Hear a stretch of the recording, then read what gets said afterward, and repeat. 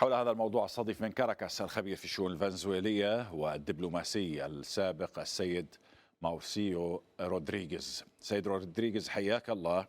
وسنبدأ من حاملة الطائرات. حولت الولايات المتحدة الأمريكية البحر الكاريبي قبالة سواحل فنزويلا إلى معسكر بكل معنى الكلمة. الهدف هل هو الضغط السياسي للتأثير في الداخل الفنزويلي وانتزاع تنازلات من الحكومة الفنزويلية، أم يبدو أنه تمهيد لعدوان عسكري؟ Buenas noches para todo el público, buenas noches, Kamal. Sí, el portaaviones aún no está, no ha llegado, ¿no? Parece que todavía le faltan como 7, 8 días para que llegue. Hay un montón de barcos, creo que son como 10, y aviones, y tienen una base en Puerto Rico actuando.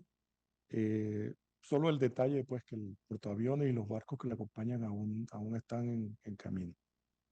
El, Nosotros estamos en Venezuela siguiendo esto. Estados Unidos repentinamente en el mes de agosto comenzó con una presión utilizando el concepto este del narcoterrorismo y las leyes que ha ido implementando, los decretos leyes que ha ido implementando a lo largo de este año contra, contra lo que ellos dicen que son extranjeros terroristas, ¿no? Que además se le aplica también a los migrantes que hay en Estados Unidos. Es decir, es una guerra que por un lado es interna contra los inmigrantes que han llegado a ese país. Ellos dicen que los ilegales, pero en general les atribuyen ser delincuentes. Todos los días sacan información el que señala que todos ellos son delincuentes, etcétera. No solo los venezolanos, los de distintas partes del mundo.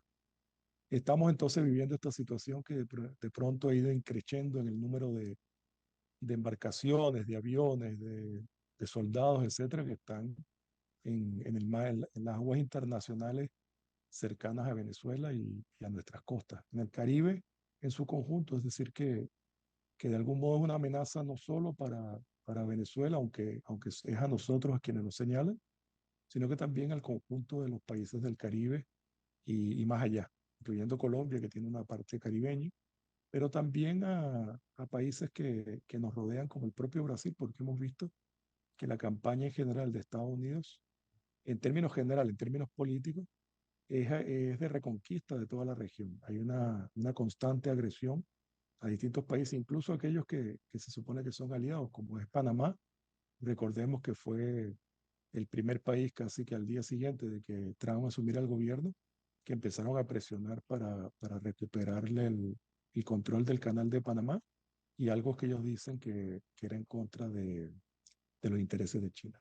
نعم، هذه القناة التي يعني تصل كولومبيا، فنزويلا، كولومبيا بالولايات المتحدة الأمريكية، والتي تستخدمها الولايات المتحدة الأمريكية بشكل أساسي. سأتحدث عن الجغرافيا بعد قليل سيد رودريغيز، لكن استمعنا قبل أيام لتولسي جابارد المسؤولة الأولى عن الاستخبارات في الولايات المتحدة الأمريكية تقول إننا أنهينا استراتيجية إسقاط الأنظمة والتدخل في الشؤون الداخلية للدول،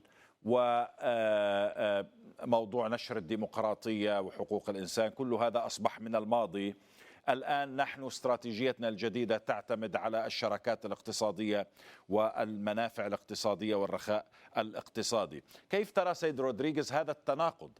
يعني في الوقت الذي يقولون أننا أنهينا استراتيجية إسقاط الأنظمة، نرى بأن هذه الاستراتيجية تتجسد أمام أعين العالم تجاه فنزويلا. Me imagino que me quieres decir que el objetivo del cambio de régimen, supongo que es la pregunta. Sí, eso ha sido una constante en la política de Estados Unidos en su historia con muchos países del mundo.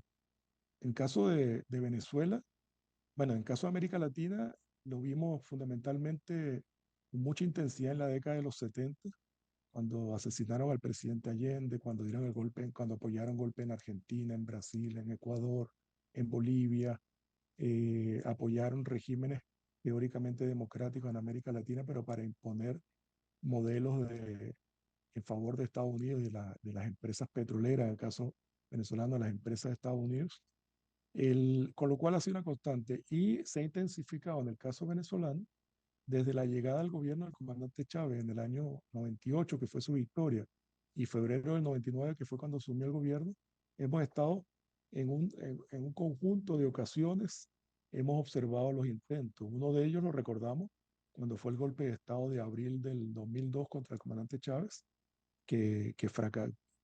Al comienzo parecía que había sido victorioso, pero 48 horas después, con la acción popular y la acción de los militares patriotas, se logró revertir aquel golpe de Estado.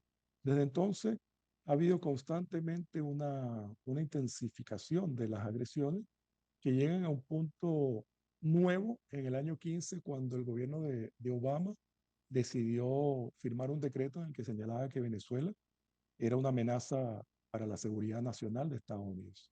A partir de ahí, ese fue el marco legal que utilizó en su momento el primer gobierno de Trump, cuando presionó y ha logrado entre el gobierno de Trump y después el gobierno de Biden, el primer gobierno de Trump quiero decir, más de 1000 acciones de lo que ellos llaman sanciones, que nosotros utilizamos el lenguaje del derecho internacional, que son medidas coercitivas unilaterales, que ha impuesto contra Venezuela y que han hecho un daño tremendo a la economía venezolana y a la vida social, a la salud del pueblo venezolano, a la alimentación, etcétera.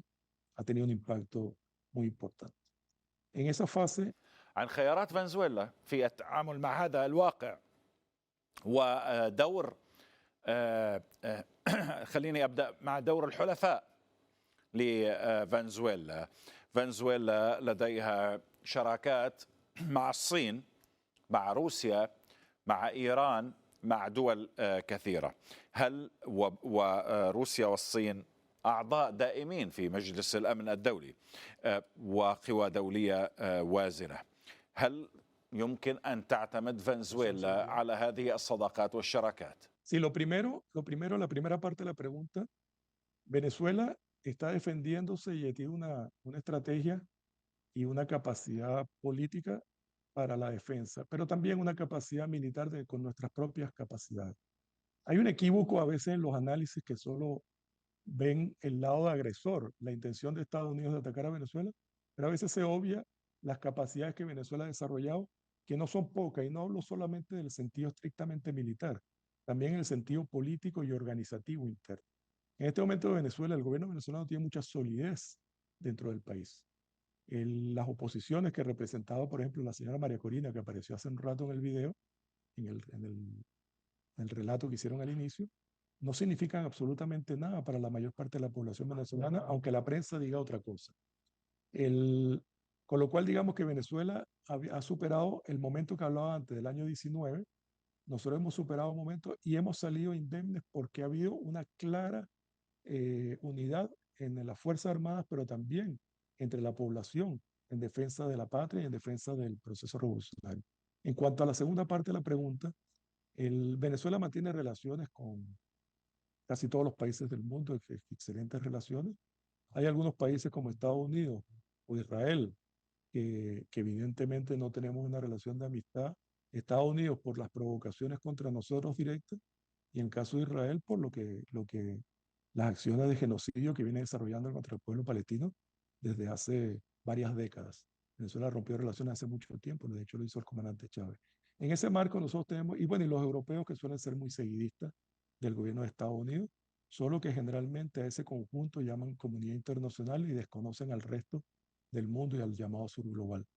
Con el respecto a las relaciones con China y Rusia, que son más directas a la pregunta, Venezuela en su matriz de defensa, su matriz militar, de equipamiento militar, hace mucho tiempo empezó a cambiar el equipamiento, entre otras cosas porque la dependencia de Estados Unidos nos hacía que no tuviéramos capacidad ni siquiera de reparar los armamentos, los aviones que en algún momento le habíamos comprado y Estados Unidos incumplía los contratos. Entonces Venezuela decidió acudir a otros proveedores, en aquella época inicialmente con Rusia y después incluso también con الشركاء الدوليين. بالنسبة للشركاء في أمريكا اللاتينية، الدعوة الصريحة التي وجهتها البرازيل وكولومبيا إلى السلام في المنطقة. كانت الولايات المتحدة الأمريكية تعتمد على الحدود الكولومبية لزعزعة استقرار فنزويلا. الآن مع وجود غوستافو بيترو الأمر يبدو مختلف تماما. بالتالي أيضا تأثير هذه الدعوة من جيران فنزويلا تحديدا البرازيل وكولومبيا على هذه التهديدات لفنزويلا؟ Sí, hago la referencia nuevamente a las acciones del primer Trump, porque en aquella época los gobiernos de Colombia y Brasil estaban constituidos por gobiernos muy trumpistas y apoyaron las acciones de Estados Unidos contra Venezuela, que no llegaron a ser de orden militar, pero casi estuvieron en ese nivel. Después cambiaron y hay dos gobiernos que son de izquierda y que tienen clara conciencia de la necesidad de la paz para América Latina, porque además somos todos firmantes y todos los países de América Latina y el Caribe hemos decidido en el marco de la CELAC que somos una zona de paz y libre de armamento atómico, de armamento nuclear. Eso se ha manifestado en general y además añado, usted hace la pregunta enfocada en Colombia y en Brasil, pero también los países del Caribe. Los tres, tanto los países de la región del Caribe organizados en lo que se llama el CARICOM, han sacado un comunicado en el que se oponen frontalmente a la presencia militar de Estados Unidos ahí donde están ubicados. Y en el caso de Colombia y Brasil, que son fronteras terrestres y que además tenemos una frontera de 1.300 kilómetros con cada uno de los dos países, es una frontera además muy porosa porque es selvática. Esos dos países han estado frontalmente en contra de las acciones de Estados Unidos, especialmente el gobierno colombiano, que tiene en el último mes y medio ha estado todos los días refiriéndose. مشاهدينا هذه الساعة من التغطية انتهت، شكرا للمتابعة، إلى اللقاء.